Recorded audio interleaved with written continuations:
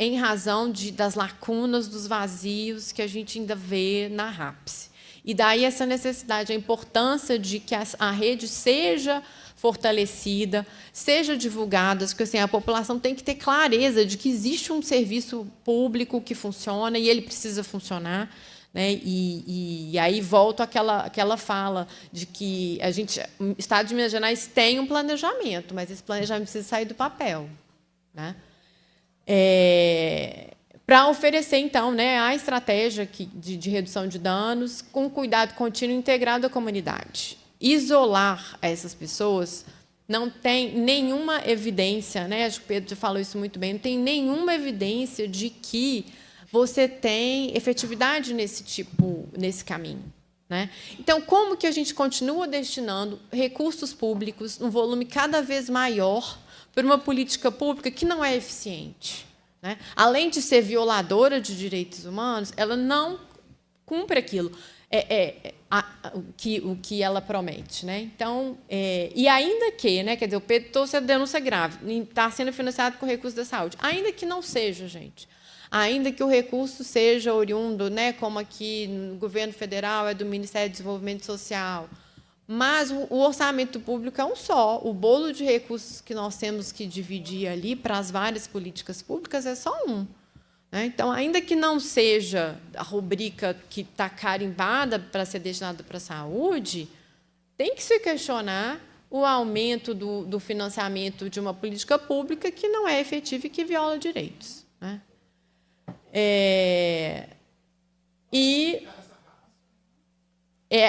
A rede de atenção psicossocial, né? O CAPS, as unidades de acolhimento transitório, né? Que, como já foi dito aqui, são pouquíssimas, né? Existente em Minas Gerais, número absolutamente insuficiente, e que a Secretaria de Saúde, eu acho que ela precisa responder por isso. E, além da necessidade de que tenha um planejamento para fiscalizar as comunidades terapêuticas, para além daquelas que estão credenciadas. Precisa ter uma constante fiscalização, fortalecimento das unidades de vigilância sanitária municipais, né, que eu acho que, às vezes, são aquelas que vão ter a informação mais próxima, né, da existência desses espaços no seu território, mas elas precisam ser qualificadas, e eu acho que o Estado tem obrigação de estruturar fiscalizações de rotina, não só naquelas que estão habilitadas e recebendo recursos públicos, porque sabemos que existem aquelas que têm uma situação mais precária ainda, porque aí não são fiscalizadas de forma alguma, e que continuam sendo financiadas com recursos dos familiares. Né? É isso, gente. E o Ministério Público Federal, então, tem esse provocado, que já foi, né, e pela Bela. Nós temos feito inspeções e pretendemos que sejam feitas de forma regular e a partir desses achados, continuar cobrando, né, o Estado de Minas e o governo federal, seja né, na parte de fechar as lacunas da legislação que nós temos hoje, seja também de questionar o volume de recursos que está sendo aportado para uma política pública que não mostra aí nenhuma efetividade. Então, é isso, gente. Obrigada.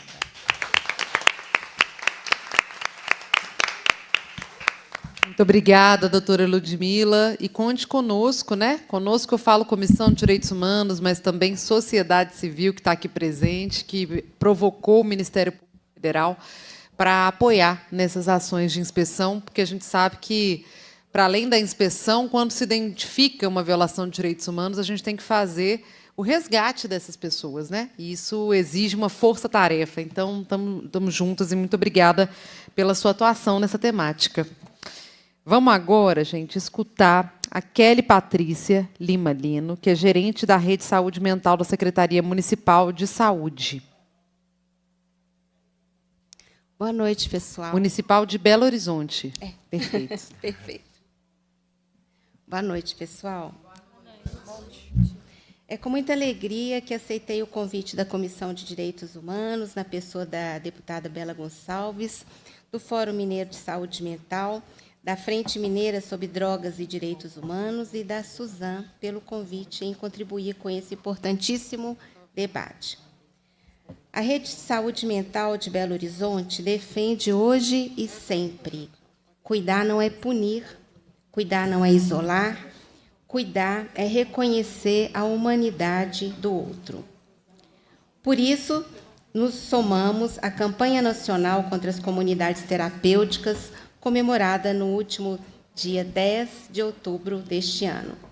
Esses espaços em que, sob o véu da caridade, ainda reproduzem o velho modelo da exclusão. Ali, onde se promete abrigo, ergueram-se muros. Onde se diz cura, instalaram-se o silêncio, o medo e a obediência. São novas formas de manicômio, onde o sofrimento é trancado à chave e a liberdade é tratada como um sintoma.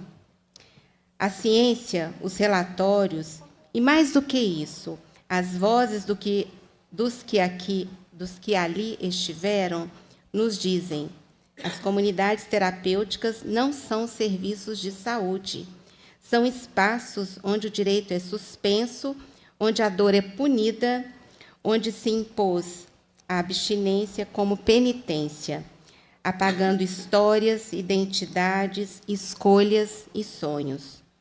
E da mesma forma que no início da década de 90, honrados colegas do primeiro Sersan dessa cidade foram aos principais hospitais psiquiátricos de Belo Horizonte falar para os pacientes ali internados que um outro mundo era possível, também falamos agora para os senhores. Há outro caminho a seguir. A resolução conjunta de janeiro de 2025 do Conselho Nacional de Saúde e do Conselho Nacional dos Direitos Humanos recolhe o que brota da prática e da esperança. A redução de danos como ética, como gesto, como horizonte. Porque reduzir danos é não desistir de ninguém, é entender que cada vida tem seu tempo e que o cuidado se constrói com a pessoa, não para ela. Em Belo Horizonte, nossa rede de atenção psicossocial, a RAPS, é feita de portas abertas, de escuta, de encontro.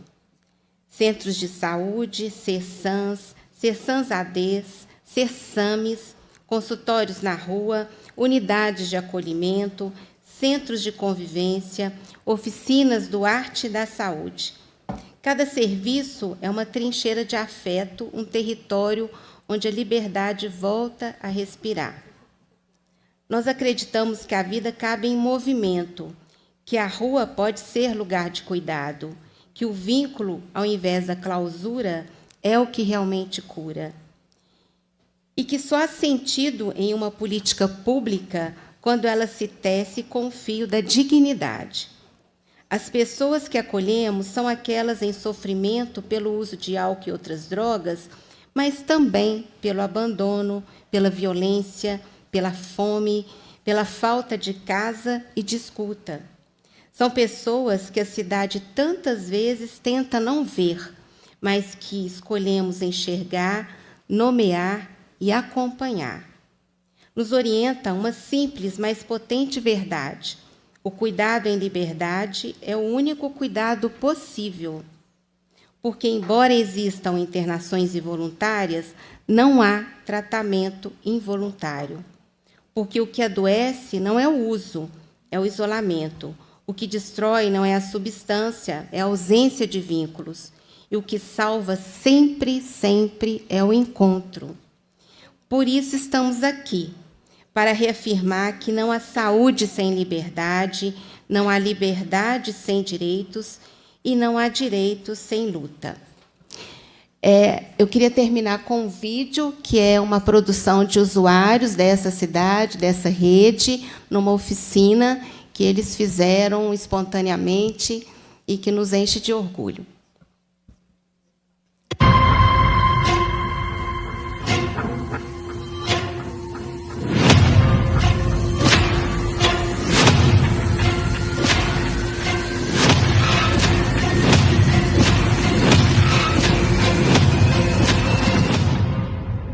Boa noite. No dia 9 de outubro, um projeto de lei do político Braulio Lara quer permitir a internação involuntária de usuários de drogas.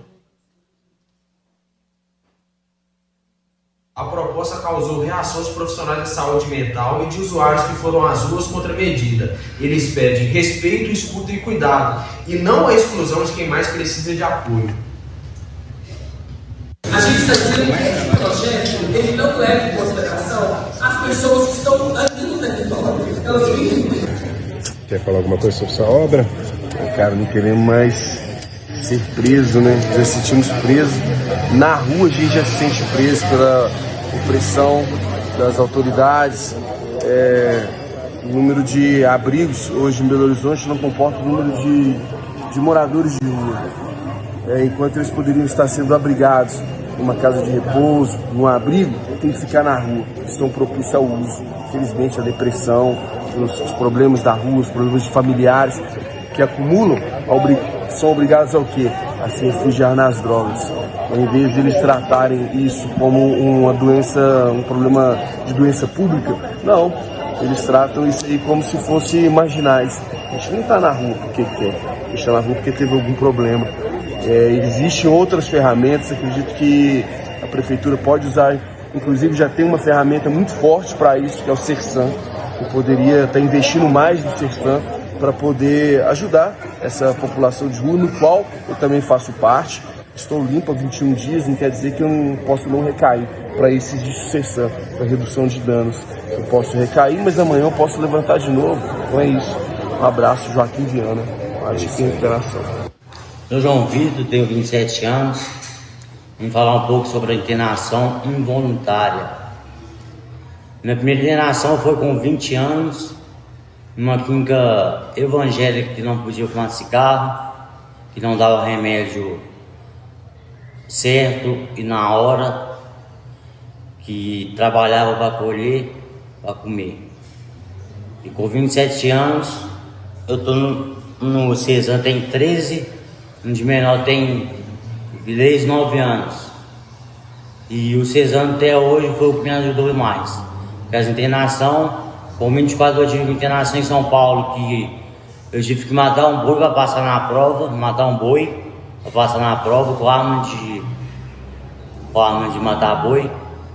Fiquei 3 dias sem dormir, por conta de eu ter matado o boi e ver o cérebro dele saindo, só para passar uma prova de internação para eu ficar na clínica, que só matando um boi que podia ficar. Outra já fazia tratamento de choque na cabeça, tratamento de choque nas pernas, tratamento de choque nos braços e trancado num quarto com grade. Eu tenho 14 internação, tenho uma de 1 ano e as outras de 6 meses.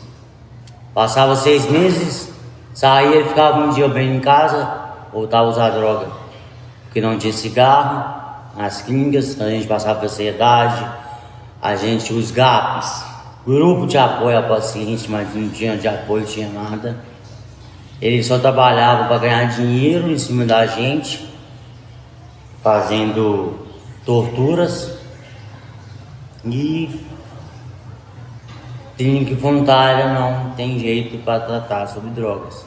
Ela só aumenta sua rebeldia, aumenta seu vício, porque tem gente que sai por um muro, traz droga para dentro da clínica, você está 3 meses sem usar, o cara entra com droga, você usa com o cara dentro do quarto fechado, trancado, e fica assim.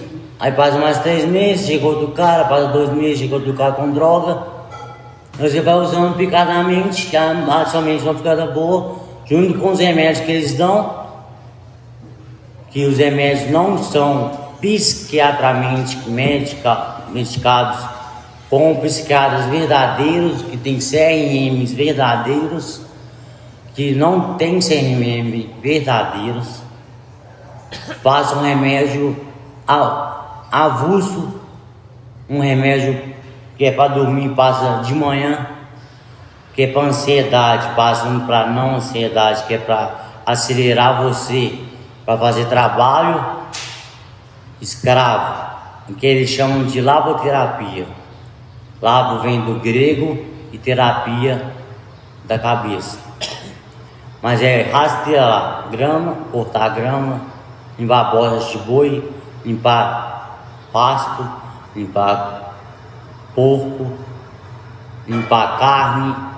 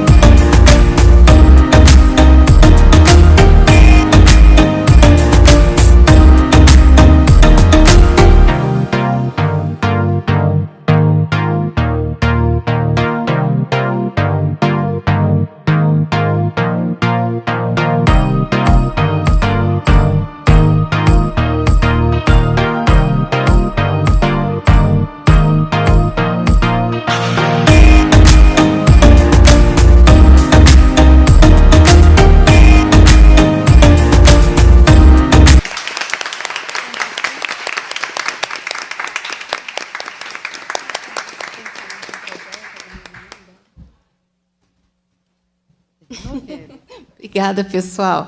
Queria agradecer, né, o pessoal que está aqui, todo mundo, mas também minhas colegas gerentes que estão aqui, trabalhadores, trabalhadoras da rede, usuários que estiveram, os que ainda estão, e a equipe da GESAM, que está aqui também para fortalecer. Muito obrigada a todos. Eu que agradeço a presença de todo mundo. E fala para os autores do vídeo estão aí hoje? Aê, salva de palmas! Mandou ver. Vai ali no microfone para você recitar uma poesia para a gente. Só fala seu nome certinho para constar.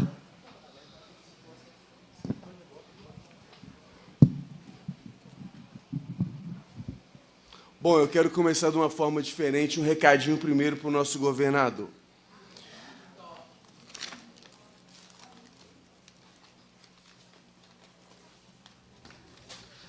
Primeiramente, eu quero responder ao governador Zema. Senhor governador, quando um carro ocupa o asfalto, chamam de trânsito. Quando um corpo cansado ocupa a calçada, chamam de sujeira. Mas carro não sente frio, carro não sente fome e nem sonha. E eu pergunto, se os abrigos não comportam o povo, onde é que o povo dorme? Talvez o que incomoda é o corpo na rua, não é o corpo na rua, mas a consciência de quem vê. Porque não é a rua que está suja, é o olhar que perdeu humildade. E é sobre isso que eu quero falar. E eu vou responder através da poesia. Mas antes de me apresentar como pessoa em situação de rua, até o momento, vou me apresentar como morador de luta. Eu sou Joaquim Viana, Barbo escritor, o poeta das ruas de Belo Horizonte. As câmeras de gás mudaram de nome. Dizem que é para o nosso bem, Mas o bem, qual gema, ainda é prisão. Mudaram o nome das câmaras de gás, hoje chamam de clínica de reabilitação. Querem apagar o cheiro da rua, mas não enxergam o perfume da superação. Querem limpar as praças, mas não lavam o preconceito do teu próprio coração. Sou rua, sou pele marcada, sou retrato que a cidade finge não ver, mas carrego nos olhos o brilho de quem escolheu viver. Não quero piedade, quero oportunidade. Não quero internação, quero escuta, quero acolhimento, quero liberdade. Porque o que cura não é o cadeado, é o abraço. O que salva não é a cela, é o laço. Na história, já tentaram calar o povo preto, esconder o povo pobre, apagar os que gritam por pão. Mas a poesia nasce das feridas e eu escrevo com minhas próprias mãos. Será que hoje teremos alforria ou voltaremos à escravidão? Será que a saúde virou comércio e a dor uma nova instituição? Senhor vereador Braulio, me escute. Eu estava na Assembleia. Eu sou o mendigo que o senhor citou, mas a diferença é que eu nunca deixei de ter amor. Eu sirvo café para meus irmãos com as mãos trêmulas da abstinência. Sei que o verdadeiro tratamento começa com respeito e com consciência. Não somos lixo, somos semente. Não somos problema, somos gente. E se um dia quiserem nos internar à força, que saibam. Nossa voz não cabe em celas, ela explode em versos, em praças, em telas. E enquanto houver poesia, nem o gás nos cala. Porque a liberdade, meu irmão, é chama. Chama que nunca se apaga. @Barbo Escritor. Esse é meu grito de revolta. Há 27 dias limpo, graças ao meu poder superior e ao Sersan AD. Primeiramente, a minha família do Sersan AD Nordeste, foi onde tudo começou. E hoje eu fui acolhido pelo Sersan AD Barreiro, que eu devo uma gratidão muito grande, que eu mando um abraço para todos eles, gente. Isso que eles estão fazendo, gente, é um verdadeiro holocausto. É um retrocesso na saúde mental de Belo Horizonte, que é uma referência para o Brasil todo. Hoje eu estou há 27 dias limpo.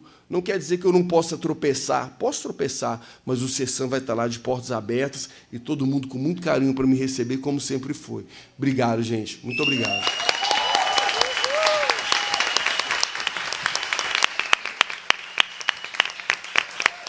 Valeu, Barbo.